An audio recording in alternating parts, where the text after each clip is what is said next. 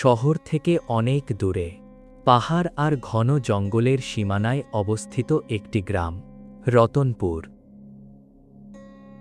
এই গ্রামের বাইরেটা যতটা শান্ত, এর ভেতরের ইতিহাস ততটাই ভয়ঙ্কর। গ্রামের একদম শেষ প্রান্তে, যেখানে লোকালয় শেষ হয়ে ঘন জঙ্গল শুরু হয়েছে, সেখানে দাঁড়িয়ে আছে এক বিশাল এবং প্রাচীন বটগাছ। স্থানীয়রা একে বলে রক্তখেকো বট। গ্রামবাসীদের বিশ্বাস, এই গাছের নিচে একসময় এক তান্ত্রিক নরবলি দিয়ে অন্ধকার সাধনা করত। আজ থেকে প্রায় 50 বছর আগে এক অমাবস্যার রাতে সেই তান্ত্রিকের রহস্যময় মৃত্যু হয়, কিন্তু তার অশুভ আত্মা নাকি আজও সেই গাছটিকে ছেড়ে যায়নি। অয়ন একজন শহুরে যুবক, যার নেশা হল ভুতুড়ে জায়গার রহস্য উন্মোচন করা। সে তার ক্যামেরা আর রেকর্ডিং গিয়ার নিয়ে এক অমাবস্যার রাতে পৌঁছে গেল রতনপুরে। রাত তখন 11:15। চারপাশ জনমানবহীন। অয়ন যখন সেই বটগাছটির সামনে এসে দাঁড়ালো, তার মনে হলো চারপাশের তাপমাত্রা এক নিমেষেই অনেকটা কমে গেছে। তার নিঃশ্বাস থেকে ধোঁয়া বেরোচ্ছে, অথচ আবহাওয়া মোটেও এত ঠান্ডা ছিল না। সে তার ক্যামেরা ট্রাইপডে সেট করে রেকর্ডিং অন করল।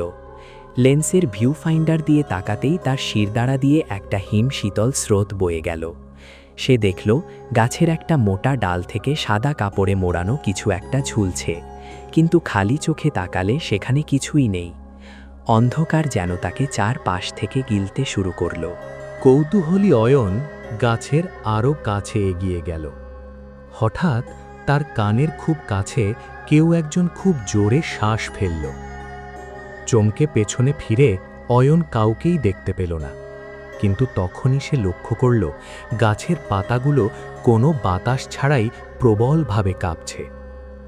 বাতাসের শোঁ শোঁ শব্দের মাঝে একটা খসখসে কণ্ঠস্বর ভেসে এলো, যা শুনতে অনেকটা পুরনো কোনো মন্ত্রের মতো। অয়ন ভয় পেলেও তার জেদ তাকে থামতে দিল না। সে তার রেকর্ডারটি গাছের গোড়ায় রাখল। ঠিক সেই মুহূর্তে গাছের ওপর থেকে টুপ করে এক ফোঁটা গাঢ় লাল তরল তার হাতের ওপর পড়ল। টর্চের আলো ফেলে সে শিউরে উঠল। সেটা ছিল টাটকা রক্ত। টর্চের আলোটা কাঁপতে কাঁপতে নিভে গেল। ঘোর অন্ধকারে অয়ন দেখতে পেল এক দীর্ঘকায় ছায়ামূর্তি ধীর পায়ে গাছ থেকে নেমে আসছে। তার পরনে ছেঁড়া গেরুয়া বসন, গলায় মানুষের হাড়ের মালা আর কপাল জুড়ে সিঁদুরের রক্তবর্ণ প্রলেপ। সেই মূর্তিটি আর কেউ নয়, স্বয়ং সেই মৃত তান্ত্রিক। তান্ত্রিকের মুখটা ছিল পচা গলা, চামড়া ঝুলে পড়েছে, আর তার পৈশাচিক হাসি বনের নিস্তব্ধতা চিরে দিচ্ছিল। তান্ত্রিক তার লম্বা নখওয়ালা হাতটা অয়নের দিকে বাড়িয়ে দিয়ে গম্ভীর গলায় বলল, 50 বছর ধরে অপেক্ষা করছি, আজ আমার যজ্ঞের শেষ আহুতি তুই। অয়ন প্রাণপণ শক্তিতে চিৎকার করার চেষ্টা করল, কিন্তু তার গলা দিয়ে কোনো শব্দ বেরোচ্ছিল না।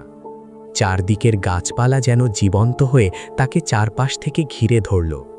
হঠাৎই এক বিকট আর্তনাদে পুরো জঙ্গল কেঁপে উঠল, এবং তান্ত্রিকের মূর্তিটি ধোঁয়ার মতো মিলিয়ে গেল।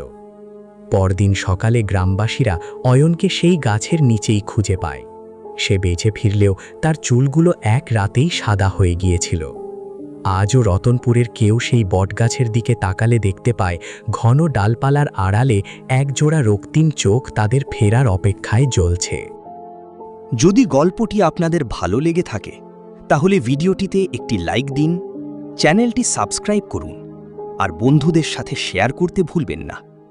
এমন আরও ভয়ঙ্কর ও রহস্যময় গল্প শুনতে আমাদের সাথেই থাকুন। আজকের রাতের মতো বিদায়।